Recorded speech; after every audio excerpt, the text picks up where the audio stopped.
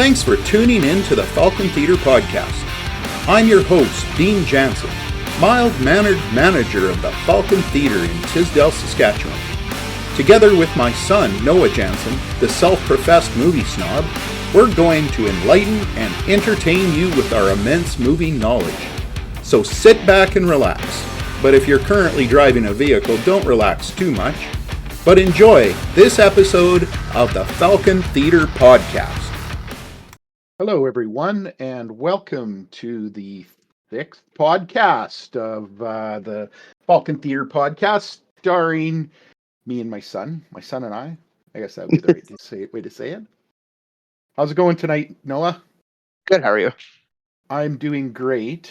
Tomorrow, apparently, I'm on strike, so, I got lots to do tomorrow, but today I have nothing but time to devote to you and the podcast. Oh, perfect. Well, at least it'll be a warmish day. It's not like it's minus 40 anymore. Well, not minus 40, but it's a heck of a wind and it is cold, so I'm going to layer up. I'm going to put on lots of layers, and then I can take the layers off as I need to. That's a good idea. Yeah, your dad's pretty smart. Once in a while. This isn't my first rodeo. Oh, I'm well aware. When it comes to striking this year, it's my third rodeo, actually. Anyway, yeah, I suppose we should get started. I'd like to begin by just explaining what's going on at the Falkon Theatre in the next several weeks. We have a pretty big lineup coming up. This weekend, we have the Kung Fu Panda 4, which is good because we haven't had a family movie since Migration, so looking forward to that. And then the weekend after that, we have Imaginary, which is by Blumhouse, the guys that made Five Nights at Freddy's. So nice. More of an original horror story. It taps into the idea of imaginary friends and what are imaginary friends. So did you have any imaginary friends growing up, Noah? I mean, if I did, I feel really bad. I've forgotten about them. I honestly don't think I ever did. I had real friends. I always wonder about your brother though, like especially that. Oh, we all wonder about him. I mean, with regards to imaginary friends. You mean about that? Well, the time he went to your mother and asked what happened to my sister. And Mom was like, you've never had a sister. We never had a little girl. And he said, well, the little girl that used to play in my room all the time. And she used to be mad because there were no boy toys. There were just girl toys. So I don't know if that was an imaginary friend that he was playing with or if our house was just haunted. Boy, one or the other, I suppose. I mean, could be both. Could have been a ghost friend. Well, and I think that's what this movie's kind of about. And it's about imaginary friends that become or something. Blumhouse always, I like how they take some very unique concepts and they always kind of have their own little flair to it, like they have their signature kind of like, it's cheesy, but it has a couple good scares. They don't go with these huge budgets. They just kind of do something they kind of at least seem that they care about when they're telling their story, so I'm sure it'll be a fun time. Or a scary time. Maybe it'll be a scary time. Maybe it won't be fun at all. Hopefully it's both fun and a little scary. I guess we'll see. See next weekend. We also have Ghostbusters coming up and Godzilla Godzilla X Kong we talked about previously. So yeah, those are the movies that I've got booked. I'm currently working on booking the rest of April. And haven't gotten confirmation on those yet. So those any possible sneak peeks on what might be coming? No, it's going to remain as a surprise right now. Oh, wait till I know what we're getting for sure. I guess that's fair. We don't want to promise stuff that won't happen. That's right. Yeah, it's just Star Wars. It's just Star Wars, guys. That's all we're getting. 100% Star Wars all the time. You guys are. It's just gonna be us. It's the theater's closed. It's just us watching Star Wars. No, can't. We have to let other people in too. Oh, fine. I guess. Ourselves. I guess. Besides, you are working all the time. You never come here to watch anything anyway. That is true. You got to go to that crappy IMAX in Regina and watch Oh, there. I know the sound system's horrible. So what have you been watching recently? Speaking of watching, Well, I finally got around to watching Poor Things. you watched Poor Things. Yes, I really enjoyed it. I thought it was like a fantastic movie. I absolutely loved like the production design behind it. Like I liked how it was kind of the steampunk-esque, but like also kind of like futuristic world. Like it was a very unique kind of world they built. Like it felt old, but then you'd see like just like the horse carriage and it's like coming, but then you see it's not a horse, it's a vehicle that just has like a horse head on the front of it that appears to be that.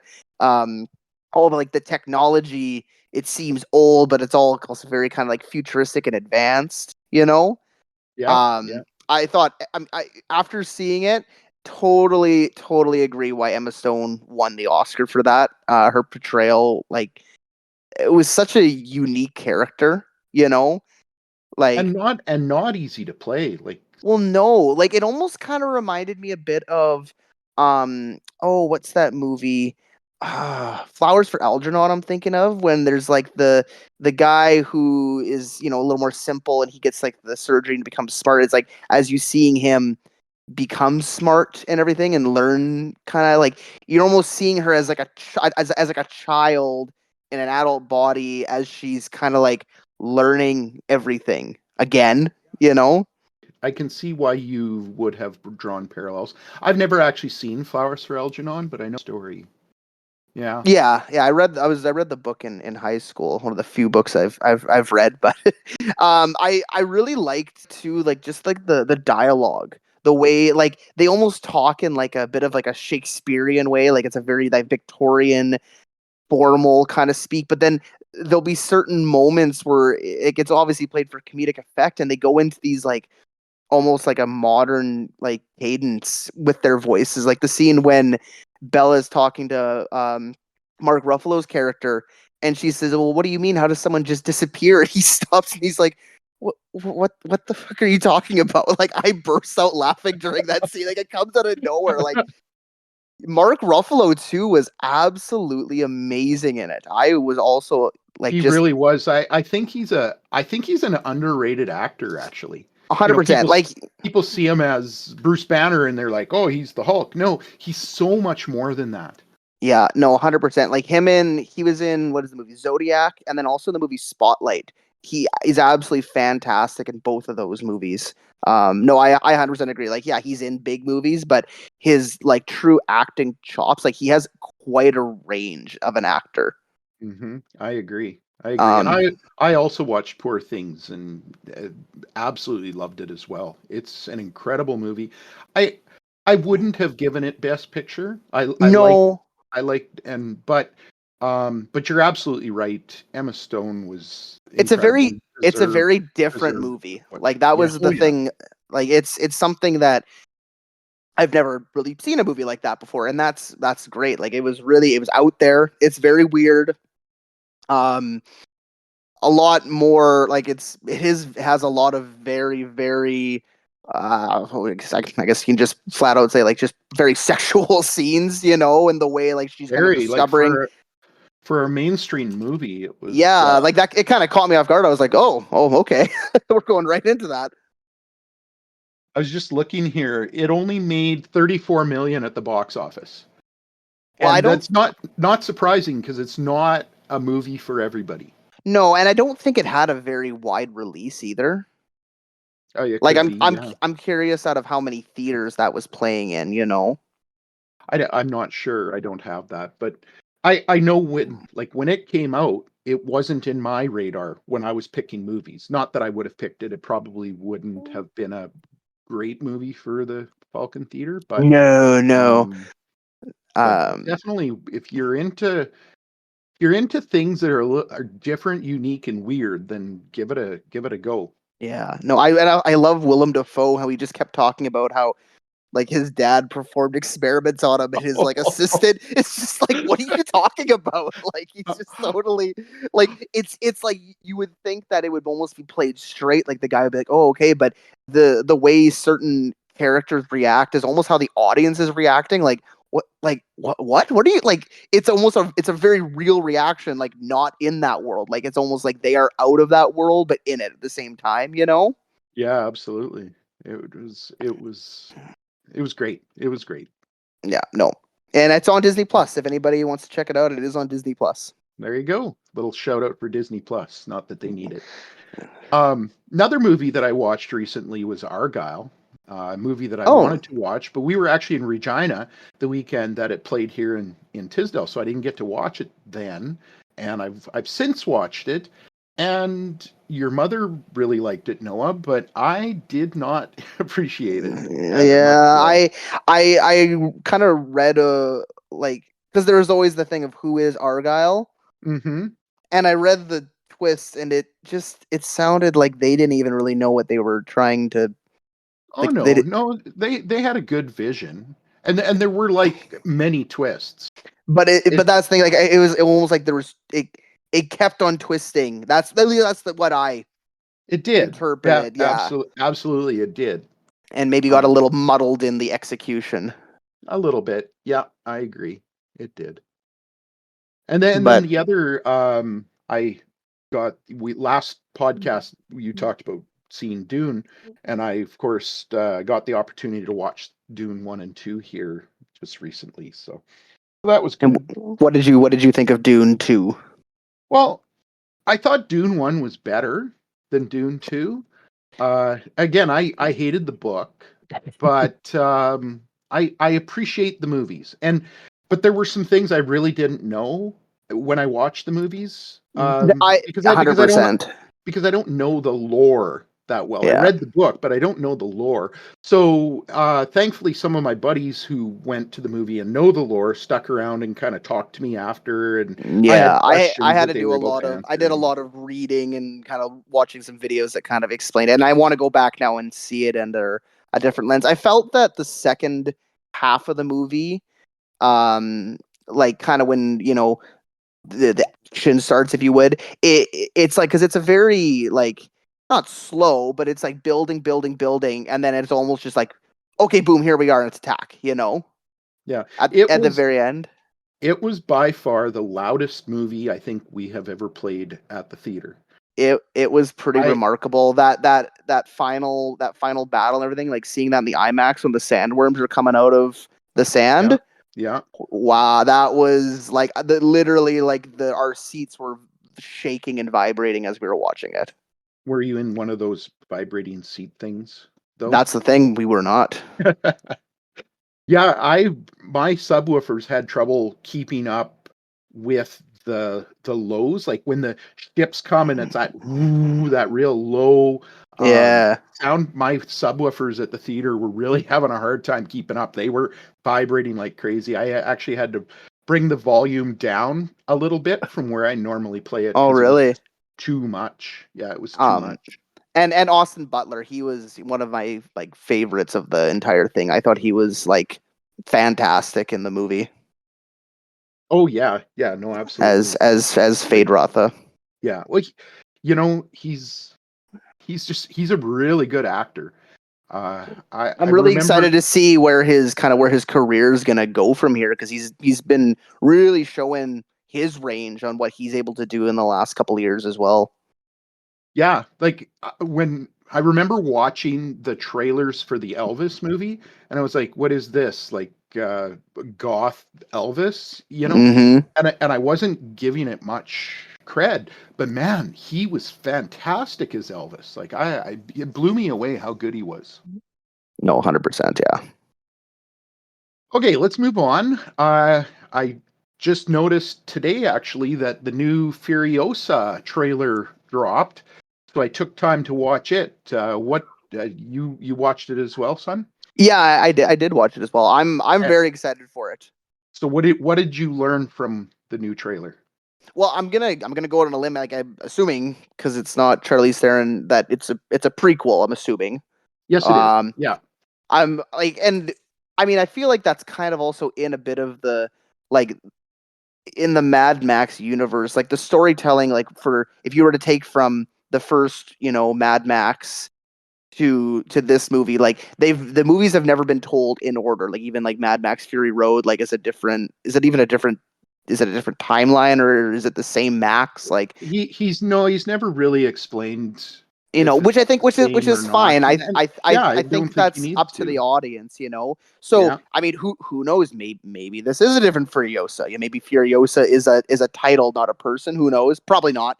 I'm probably looking too much into it. But Anya Taylor-Joy, like she's a very I really enjoy her as an actress. Like in The Menu, I thought she was fantastic. Yeah, that Um, was a really good role for her. so I'm curious to see what she's gonna do. Um, I actually have something kind of embarrassing to admit, and you can't Oh. get mad at me for this. Well, Uh, if it's what I'm thinking, go ahead and say it. when I saw, I've seen it since. I've seen it since, and I love it. The first time I saw Mad Max Fury Road, I fell asleep Oh, okay. in the That's not what Falcon it. in the Falcon Theater. In the Falcon. No, I love the movie. I was like work at the golf course. I had been up since like 5 a.m. and I went and saw it that night, and I think I fell asleep about halfway through because it was a hot summer day and I was so tired. But I have since seen it since in full, That's and I love it. But I'm sad I didn't get to see it all in theaters. that's a hard movie to fall asleep in too, I because it's well it's pretty action packed. yeah, no, I mean there's worse movies you could fall asleep in, Like what? like Schindler's List. I knew you were gonna say that. Wasn't my fault. So I'll have to go back and watch that I'm sometime. sorry that the Holocaust bored you. I was uh, tired. I was coaching basketball. I'd been up late. Anyway, yeah. no, but I'm very excited for the movie. When does it come out? Is it this year or is it next year? No, I'm pretty sure it's this year. That's the second trailer that's dropped, which usually No, means let me take a quick peek and see here. If there's a release date on it. It says 2024. Give okay. me a sec. May 24th, so just Oh, a that's couple sooner. months from now. I Yeah, was thinking it was gonna be like a summer movie, but I guess May's summer in the movie world. yeah. And in the trailer, Chris Hemsworth plays this warlord called Dementus.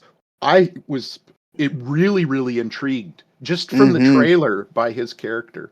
Yeah, he almost has like a bit of like a like in some of the scenes when he's like kind of turning his head. He almost has a bit of a Jesus kind of like Messiah Yeah, I presence in the suppose way you're right. in the Yeah, way there. So I'm curious if it's like a cult or something like that that I he was gonna runs. say, But hopefully the Christian people listening to us don't get offended by us calling a oh no, what are they gonna do? Smite a me? Mad Max Jesus. Also, there was glimpses of Joe from Fury Road in there. Yeah. Immortal Joe. Now, Yeah. and if I remember this correctly, is he not the actor who played him? Is he not like a character earlier established in the Mad Max, like the old Mad Max movies? Oh, I didn't hear that. I will look. I'm fairly certain I read that he was in the earlier movies. Like the actor was in the earlier movies, or his character was in the earlier movies. 'Cause I don't If it's remember his. Anyway, while you're looking that up, I'm going to go on. I'm going to move on. Talk to yes. our listeners while you're looking that up. Find out if he's there. I read Okay, that. sorry, I'm gonna just cut you off. I Oh, found it. There was an actor who played the character in the Mad Max franchise Toe Cutter, and he also played Immortan Joe. So I don't know if it's supposed to be the same character, but there is the same actor played Immortan Joe. It looks like he's passed away, so this might be a different actor playing him, but also played a character in the original Mad Max. So I think it's maybe like a fan theory that he's the same character. oh, okay. That Yeah. probably makes sense because, yeah, I don't think that the Fury Road was really connected to the other ones in any other way. Yeah, no. So, but yeah, he was in the actor who played him in Fury Road was also in the original Mad Max movie. He must be old. He's dead. Oh, he's He died in really old. 2020. So, He was 73. how did he do this movie if he's dead? I'm thinking, I guess, like Weekend at Bernie style, maybe. Hold him up and move him around throughout the entire. It's like, guys, we That have would be that would be so fucking funny. we have CGI, right? No, this is cheaper. He's rotting at the set. That's why we gotta film fast. Go. Oh no, we got him embalmed. It's okay. Uh, Okay. So yeah, Weekend at Bernie's Furiosa. I like it. It's a crossover. It's a crossover. Okay. The next thing. So I was reading that Marvel has I don't know what the word is. They've said that all of the Netflix Marvel series are now considered to be MCU canon. Which I'm curious, because that like I understand that they're saying that it's been canonized, but if I remember correctly, in the Daredevil TV show, they talk about like the incident and talk about like what happened in the first Avengers movies. Do they not? They might. It's been so long since I watched it that honestly, And I can't remember. and when we see Matt Murdock in the Spider-Man No Way Home, so like I kind of thought that just canonized it in that movie as well, Yeah, Maybe they're just making it official. I don't know, but I'm excited to see it. I love. I know they're working on a new Daredevil show. Yeah, I mean, I loved 4/5 of the Netflix Marvel cast. So You didn't like Iron Fist. Yeah, no, nobody liked Iron Fist. No, I was so disappointed because growing up, there were 3 comic books that I bought all the time: Spider-Man, the Hulk, and Power Man and Iron Fist. And I loved Power Man and Iron Fist. Those were like 2 of my favorite. So when they screwed up Iron Fist so badly, I was so disappointed. He was so whiny and irritating and annoying. But on the other hand, I loved Jessica Jones. She was fantastic, and like Kristen Ritter did an absolute like amazing job. Like she like it's almost kind of like the same, I would say, with like how Hugh Jackman is Wolverine. Like she is Jessica Jones. Like she fits that so well. For sure. And I know they're making a new Daredevil show because he's the flashy one. He's the one that people talk about. But I would love to see more Jessica Jones. No, 100%. I thought her character was just so interesting. The whole thing. And like, as much as I enjoyed the Kingpin as a villain in Daredevil, I also thought that like for the Jessica Jones show, David Tennant as like Kilgrave, like the Purple Man, he was the best villain out of all of those Netflix Marvel shows. Like David Tennant, I don't think can really be bad in anything. Like he's one of the best actors out there. But like, I was sad. Spoilers alert if you haven't seen Jessica Jones, but like his character does die. But it's somebody that I ever really dead. Well, that's in the Disney world. I don't think so. I wouldn't even be mad. They've got Joe, and apparently he's dead. Well, exactly, literally. But like he is a character that I wouldn't even be mad if they brought him back because he was just so fantastic. He was. It was such an interesting storyline for that first season of Jessica Jones. And you're right. Kingpin's great. What's his name? Vincent D'Onofrio. Yeah, Vincent D'Onofrio is just awesome. But you're right. Have you watched the new Echo show? I have no idea what you're talking about. There's a new show. It's a Disney Plus like Marvel show, like the Moon Knight, like Loki, all those shows, and Kingpin's the main villain in it. Why have I not heard about this? You got to put these in our notes so that I can look it up ahead of time. Well, I didn't know. I just assumed you knew about the Vincent D'Onofrio. Yeah, no, he's the main villain in the Echo TV show. Well, I'm going to have to definitely check that out because I think Vincent D'Onofrio is great. No, I agree. Okay, so we finally got a chance to sit down and watch the Oscars, and we didn't watch it on Oscar night because we were all busy. But I don't have satellite TV to watch. Well, and that too. But we got a chance to watch it following that. So, was there anything that you thought was surprising? I mean, you weren't expecting? I was surprised that it went very smoothly because the last couple Oscars have all been kind of a bit of a crap show with something happening. Like, I don't think any big drama or like not planned moments happen. I think the only thing was they started a little late during the live broadcast due to protests. Was that why they started late? Yeah, there like a bunch of the actors, like their limos were blocked by about 2,000 protesters, so they had to like run like 10 blocks to get to the theater. Well, they would have loved that, sweating Yeah, in their dresses. no, exactly. No, I really enjoyed it. I thought it was a really well put together show. I was reading that it was the top rated, like, in 4 or 5 years or something, like the most viewers they've had Well, and I in mean, a long also time. also there was a lot of buzz. Like a lot of the movies were ones that people I think had heard about. Oppenheimer and Barbie were some big ones. Yeah, Barbenheimer was still a thing, right? You know, the like I think pretty much all of the awards, like there was no real upsets. Like I know a lot of people were like a little bit upset that Lily Gladstone didn't win, but again, after seeing Emma Stone's performance, like I don't think I could have seen somebody else playing Emma Stone's role. I could have seen someone else playing Lily Gladstone's role. She was Yeah, fantastic. She was fantastic. She did an amazing job, but it could have been filled by another actor, and it was, a very good role that could have been, yeah.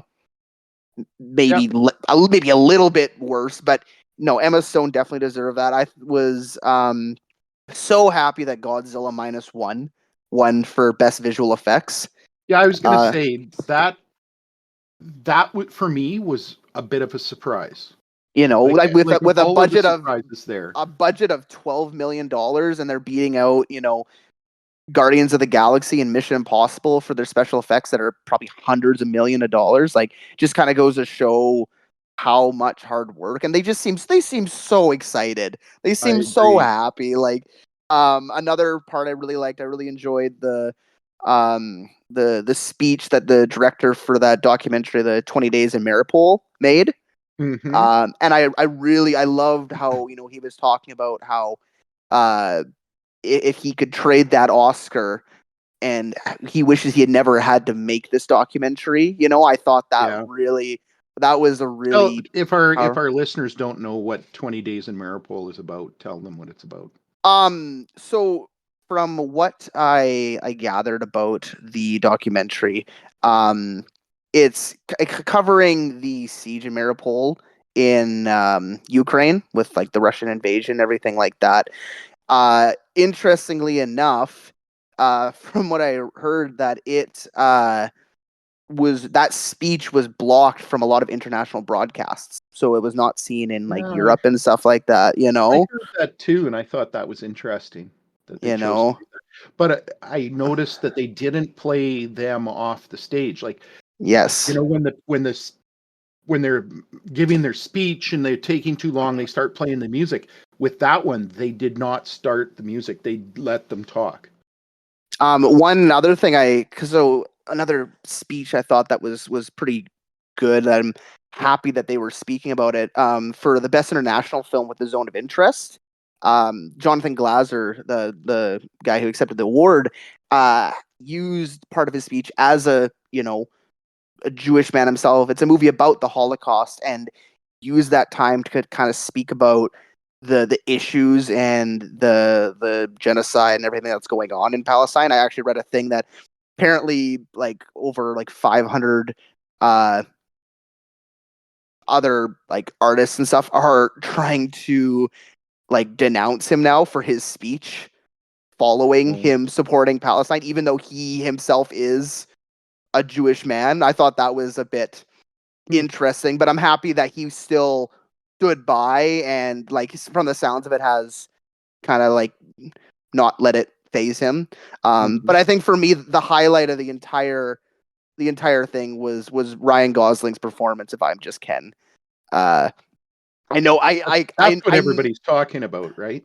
it really I have gone back just to watch it. Like he's such a good performer, just all around. He honestly should have won an award not for best song, but just for that performance in general. Like, I don't know, I think the Emmys does give out for like best TV, best award show awards, which is weird.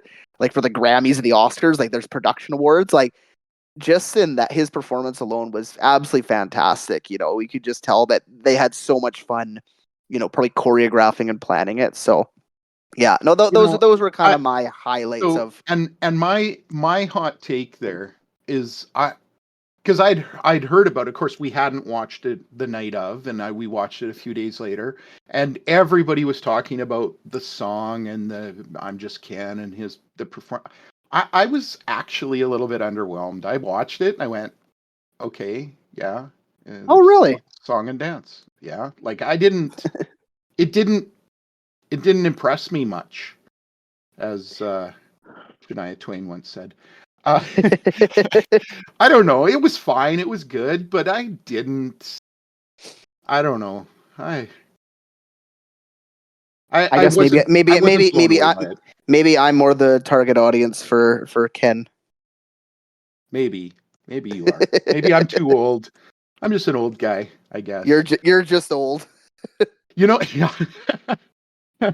you know, the one thing that I really got a kick out of was when Kate McKinnon and America Ferrera were on stage to do their presentation, and they were talking about the dinosaurs and whether they were real and stuff like that. And then Kate, during the broadcast, said, "What is Jeff Goldblum real?" And America says no. And Kate's like, "Well, who have I been sending my tasteful nudes to?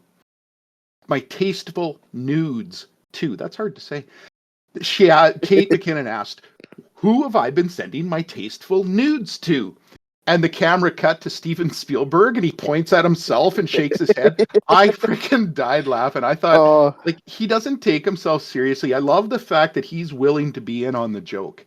No, same with Scorsese. I've seen him, like, Ricky Gervais has kind of like there was a joke, I think, at one of the Golden Globes about Scorsese comparing the Marvel movies to amusement park rides, and he makes a joke being like, you know, how would he know? He's not tall enough to go on them anyways. And you see Martin Scorsese, he's like, it's true. Like, I really enjoy that. Those guys that you don't see them in front of the camera. Like, they're the guys who are behind making the magic, but you see that they're just as goofy as the rest of them, you know? Yeah. On the other hand, Robert De Niro looked like he was just pissed off for being there. Well, I think that's just kind of his look now. I don't know. He just sat there with this dour look on his face. Listen, the guy's like in his 80s. He's probably just wanted to go to bed and had to be there, you know? I'm in my 50s. I just want to go to bed too. Oh man, I'm in my 20s and I just want to go to bed. What is this going to be when I'm 80? You just won't get out of bed, maybe. I don't know. And the whole nude thing with John Cena was great. It's a funny little bit, yeah. It was well done. Anyway, I enjoyed the Oscars for the most part as well. And as you know, like, you and your mother always watched them, and I would tune in here and there, in and out. But I've gotten more into it lately, so yeah. Speaking of Ryan Gosling and I'm Just Ken, I also wanted to talk for a bit about the Fall Guy movie that's coming out.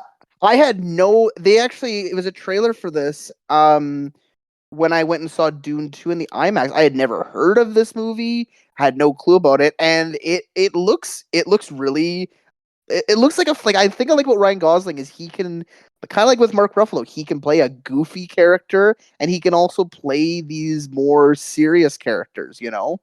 So let me enlighten you a little bit.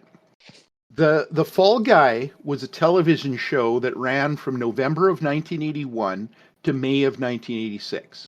So if you do the math, I was between 12 and 16 years old during that run. And it starred Lee Majors, who was the $6 million man. Okay, and I know that. We have the technology, right? Yeah. We can rebuild them.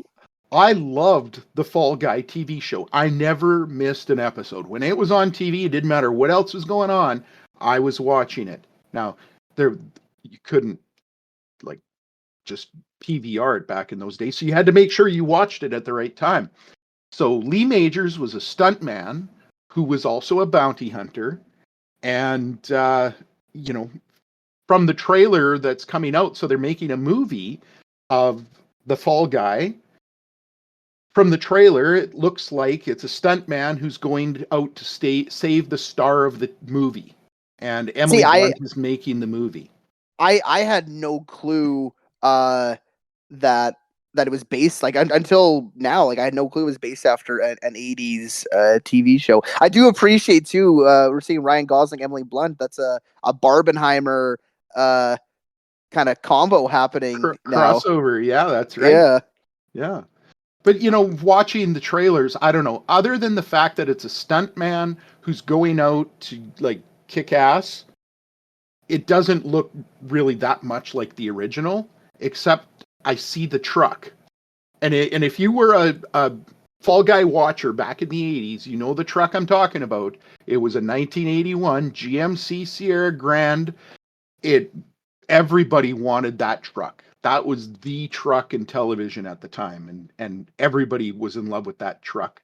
And I saw in the trailer for the new movie, it looks like he's driving a very similar truck. So I really hope that they stuck with that, because, that truck wasn't quite up there with like the A-Team van or Knight Rider. It wasn't quite as well known as those vehicles, but it was still a big, big vehicle for us Gen Xers growing up.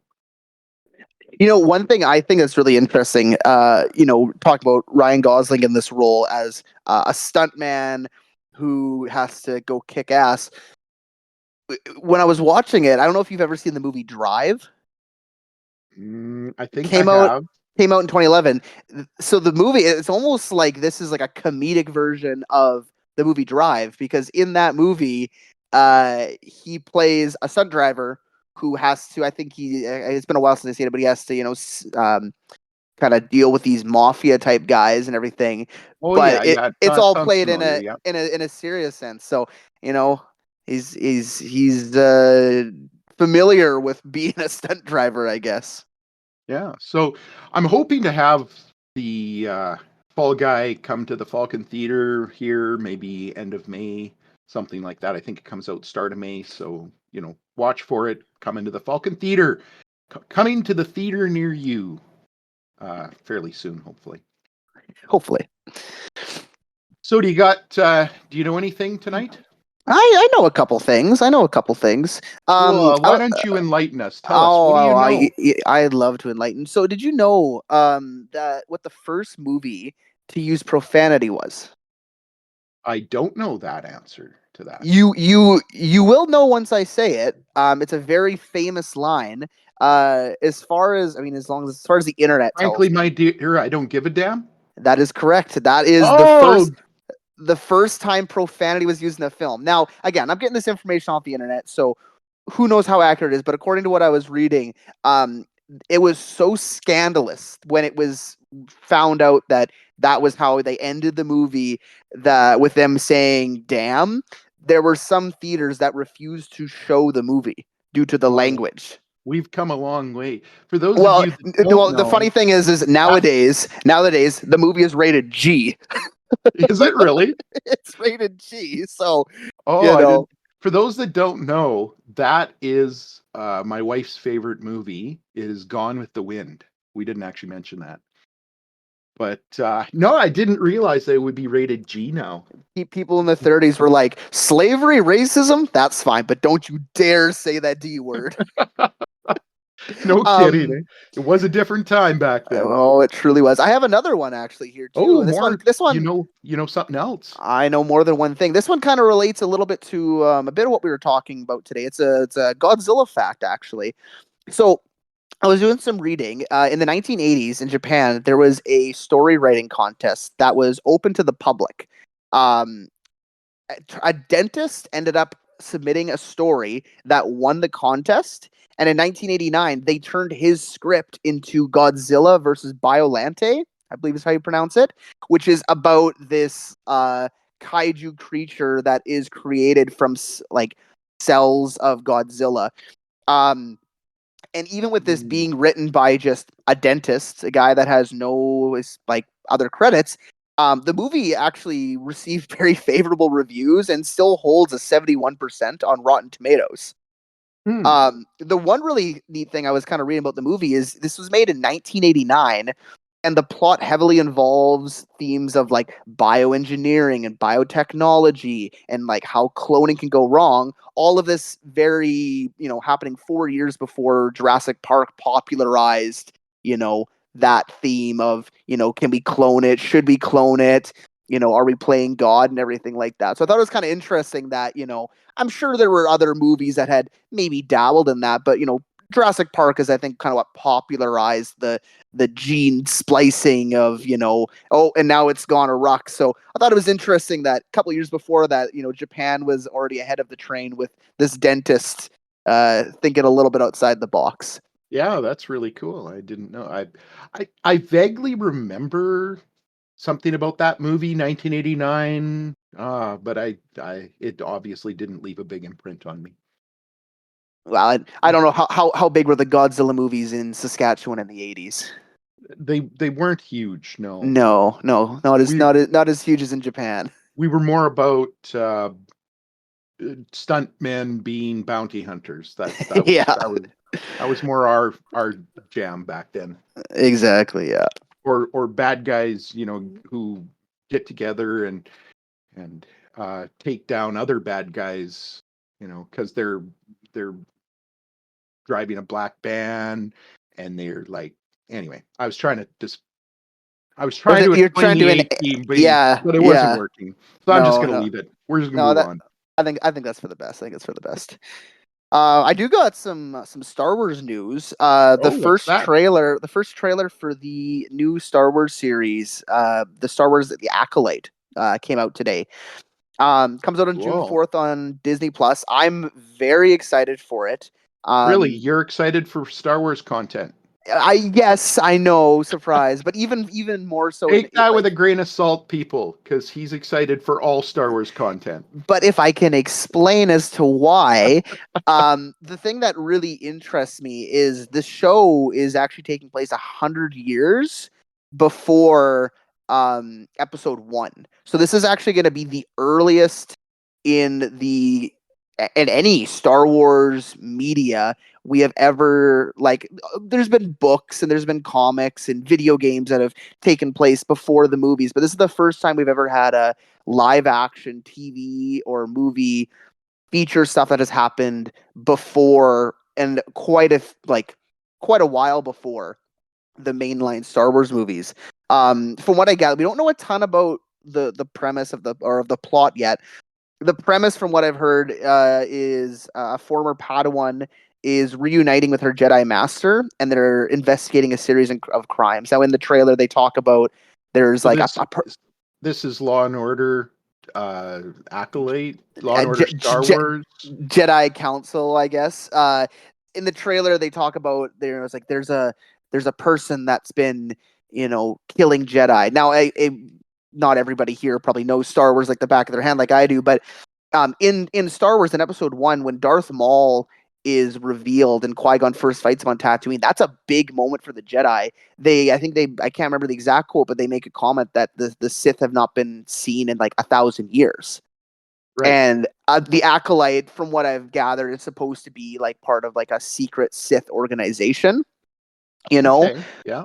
The one thing I really so the Jedi during this period, it's taking place during the High Republic. If you are interested more, there is a plethora. I think there's probably almost 15 or so books that have been in the last couple of years covering the High Republic, which has taken place a couple hundred years before the mainline Star Wars movies. And so we're kind of getting to see Hang on. some of the. I'm gonna interrupt you here. Oh, So in the game that I just played, Jedi Survivor. Survivor. Thank you. The guy that's in that, the bad guy, is he a High Republic guy? Yes. So he Okay, is so part of the he's High from that. Republic era. Okay, yeah. So I Continue mean, on. Sorry. possibly there might be a reference to him in it. But the High Republic is supposed, because like when you see the Jedi in the Star Wars prequel movies, like this is the end of the Jedi. This is their downfall. The High Republic, this is the height of the Jedi. That's why it's called the High Republic. This is when they were the strongest that they would be. And this is apparently kind of, the show is supposed to be kind of the beginning of the end. This is the series that then leads to the downfall of the Jedi that we see in the prequels. The one character I'm really excited to see, his name is Kelbaka or Kelvaka. He's a Wookiee Jedi. Oh, that So is cool. I'm really excited to see him. We're like, looks like there's gonna be a lot of lightsaber action. And the thing I like about it too is like, it's gonna be separated from, like, as much as I love The Mandalorian, I love all of the shows. There is a lot of fan service, which for the most part I love. But I'd like that they're telling a new story with new characters away from the movies that can be its own thing and breathe on its own. They can't pull Luke Skywalker into this one. No, exactly. So what I am really curious to see, because we know he would be alive, is if they will have Yoda in it, because we know he's around during the High Republic. This was the High Republic, I believe. He was, 100 years before he might be on the Jedi Council now. In the books, he's not on the Council yet. He's still, only 500. He's a young man. He's a teenager. Pretty much, And I'm also curious if we're going to maybe perhaps see a live action Darth Plagueis, who was Darth. I want to see Yoda with the teenage angst. Yeah, no kidding, hey? Well, I don't know if he's teenage angst, because what is it? In Empire, he says for 900 years he trains Jedi. Yeah. So, like, yeah, 100 years right. ago. So he's not a teenager. Maybe he's just like a grouchy old man. And he's not, in the retirement home age yet. But no, he's already a grouchy old man when it's Hermit Yoda. Just that saying. Is, he's more of the kooky old man. he's gone. True, yeah. But no, so I'm curious. I'm really curious to see what they're gonna do with it. Regardless, I'm gonna watch it. I'll most likely enjoy it. Yeah, me too. There's always room for more Star Wars content in my world. Exactly. So on to our miscellaneous question for the podcast. I was reading an article and it asked a question. It said, "What is the greatest portrayal of Batman's Joker?" And let me start off by saying that I think this is a better discussion question than who is the greatest Batman. Because first of all, the portrayal of Batman, I don't feel is actually all that important. Because what's important is the portrayal of Bruce Wayne. Because when you're a superhero and not in the mask, that's when you actually get to find out who they are, right? So I think, who's the better Bruce Wayne would be a better question. But anyway, secondly, when you look at the list of people who have played Joker and you get an understanding for how diverse that character is, Batman is one of the most interesting DC heroes, but I don't think he's as interesting as all of these different Jokers that we've had.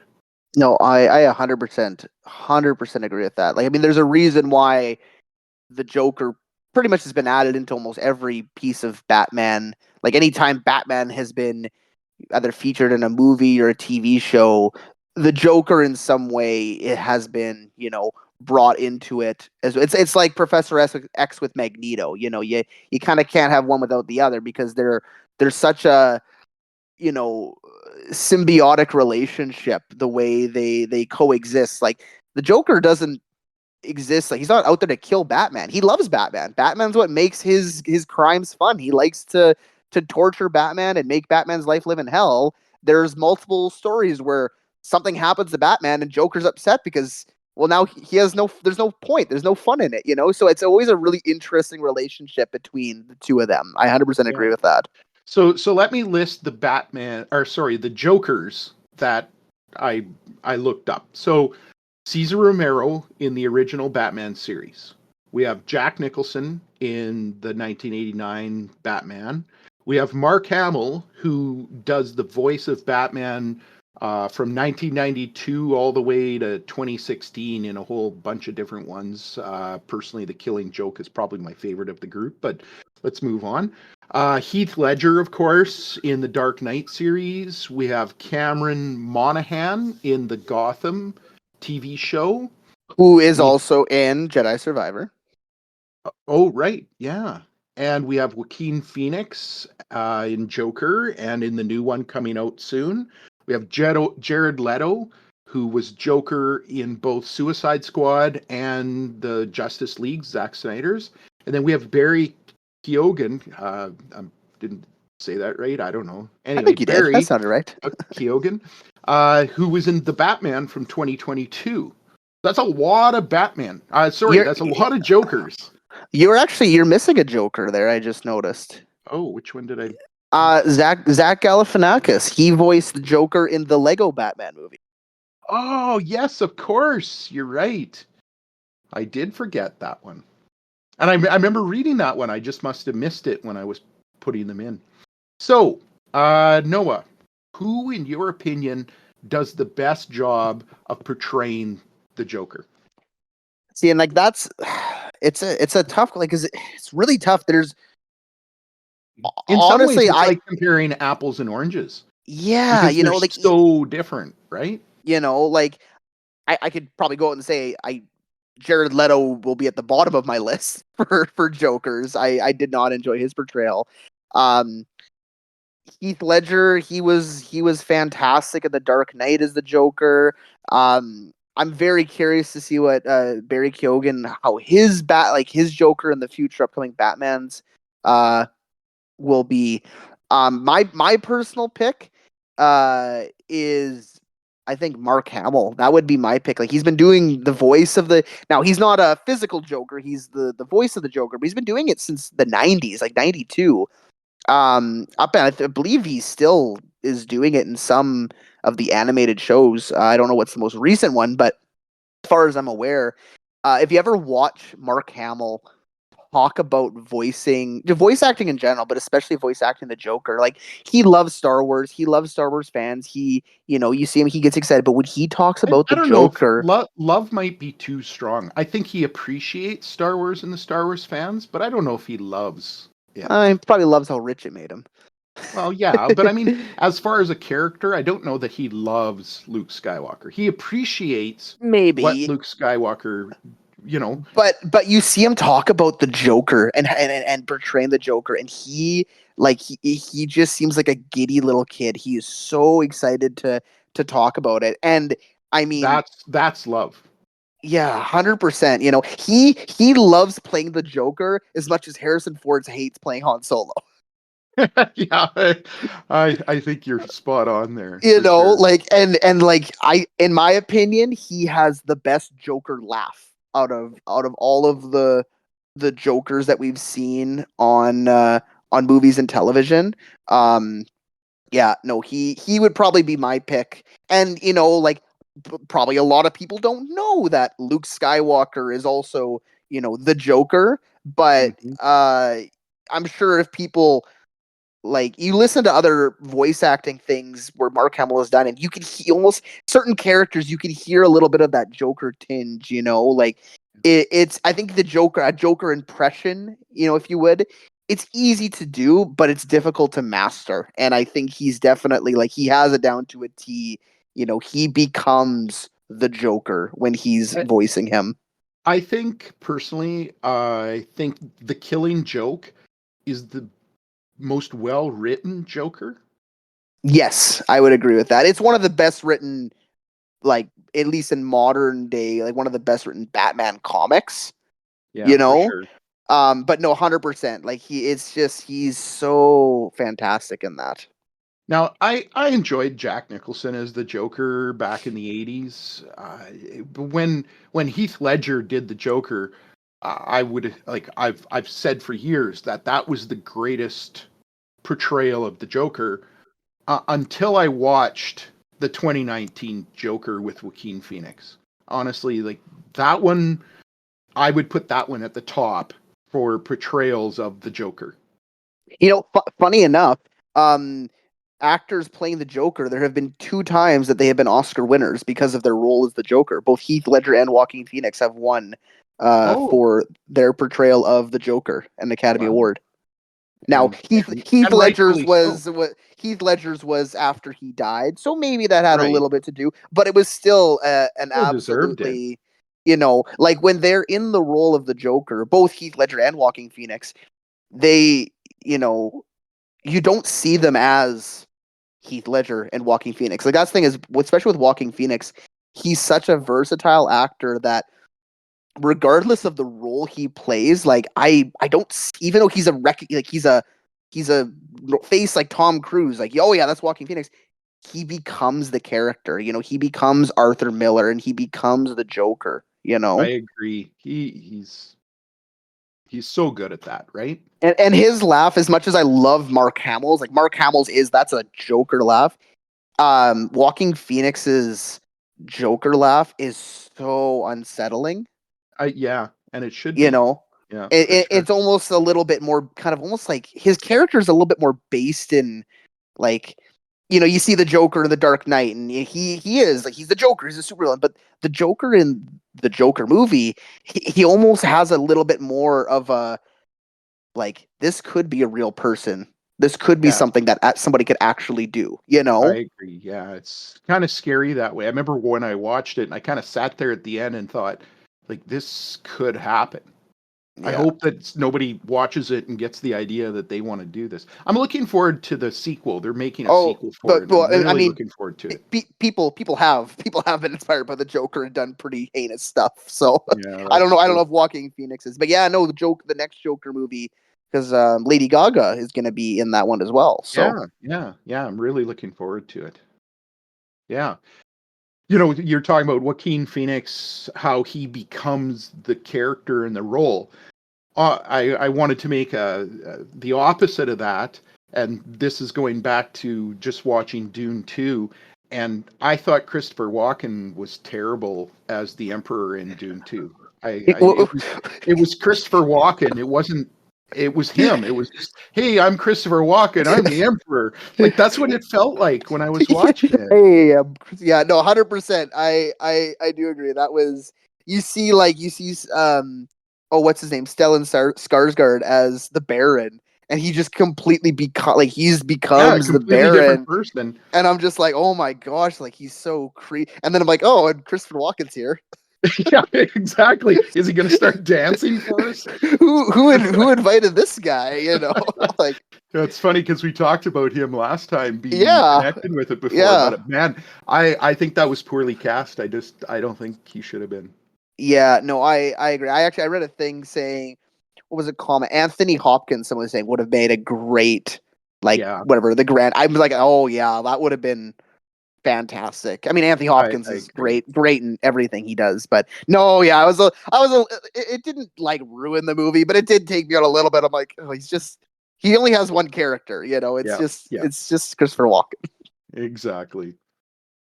All right. Well, we have like a ton of other miscellaneous questions we can answer, but we're approaching the hour mark, so I think we're gonna have to leave our other miscellaneous questions for next time. So people can wait anxiously on the edge of their seats for the next podcast. Yeah, make sure you like tie yourself down. We don't want you falling and getting hurt and suing Oh us yeah. for making you fall off your chair.